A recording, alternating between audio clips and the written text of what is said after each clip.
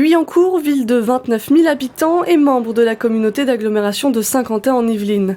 Pour le second tour des élections municipales, 3 listes sont en lice. François Morton, le maire sortant, est arrivé en tête avec 42% des voix. Il est suivi de Rodolphe Barry, candidat Ensemble Agissons pour Guyancourt. Se maintient aussi Grégory Pape, candidat à LREM et tête de liste Nouvel Élan à Guyancourt. À noter qu'un 4e candidat s'était présenté en mars dernier. L'écologiste Olivier Paréja a choisi de rallier la liste de François Morton avec 7 autres colistiers. Principal enjeu à Guyancourt, l'ancienne friche Thalès et son aménagement. Cette zone implantée entre l'avenue Léon Blum et celle de l'Europe devrait accueillir d'ici 2030 plus de 1300 logements, des commerces, des activités économiques, des espaces verts et des services publics sur plus de 22 hectares.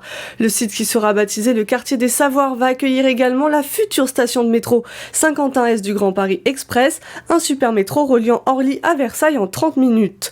Avec ce nouveau quartier, le nombre de Guyancourtois devrait passer de 29 000 à 32 000. Les logements justement seront un deuxième enjeu à Guyancourt. La ville compte actuellement près de 48% des logements sociaux. C'est 18% de plus que la moyenne des communes voisines.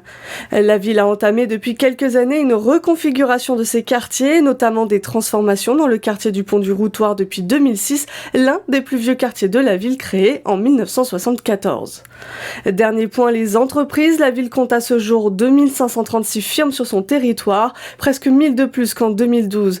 Parmi elles, des grosses entreprises comme Sodexo, le groupe Asmodée, spécialisé dans les jeux de société, ou encore le Technocentre Renault, qui emploie près de 9500 personnes. La ville doit-elle accueillir plus d'entreprises ?